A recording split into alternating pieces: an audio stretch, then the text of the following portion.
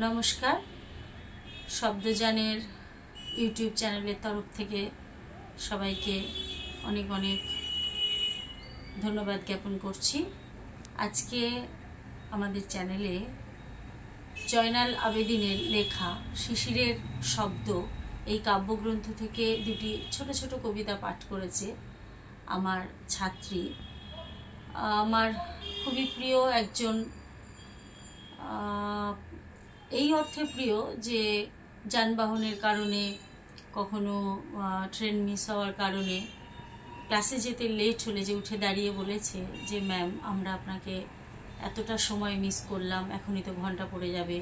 তো এই ধরনের ছাত্রীরা না মনের মণিকোঠায় ভীষণভাবে থেকে যায়। তো আমার খুব ইচ্ছে ছিল যে সঞ্চয়িতা পরবর্তীকালে বাংলা নিয়ে ও অনেক পড়াশুনো করেছে, তো ও আমাদের জন্য দুটো কবিতা পড়ুক। ও সেই জন্যেই আমাদের দুটো কবিতা ও শোনাবে। চলুন শুনে নেওয়া যাক সঞ্চয়িতার দুটো কবিতা।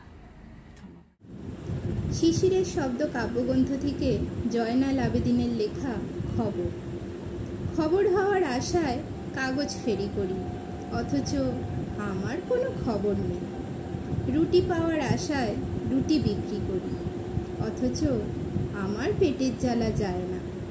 ভালোবাসা পাওয়ার আশায় ভালোবাসা বিলিয়ে বেড়াই, অথচ আমায় কেউ বলে না কেমন আছো। তাই আজ সব ছেড়ে ছুড়ে কসাইয়ের কাজ নিয়েছি। দুঃখ কান্নাকে ভুলতে কান্নার সাথে মিশে গেছি। শিশিরের শব্দ কাব্যগ্রন্থ থেকে জয়নাল আবেদিনের লেখা ফাঁক। বাতাসের ধাক্কায় আহত হয়ে সময় পড়ে আছে রাস্তার উপর। তার হাত পা নেই, মাথাও দেখেনি কেউ কোনো দিন। তবু মানুষ কাজে যায়, গরু চড়তে থাকে, নদী তোলে ঢেউ। তিনি জানেন সব, জেনেও না জানার ভান করেন। কে কোন দিকে যায়, কোন দিক থেকে আসে।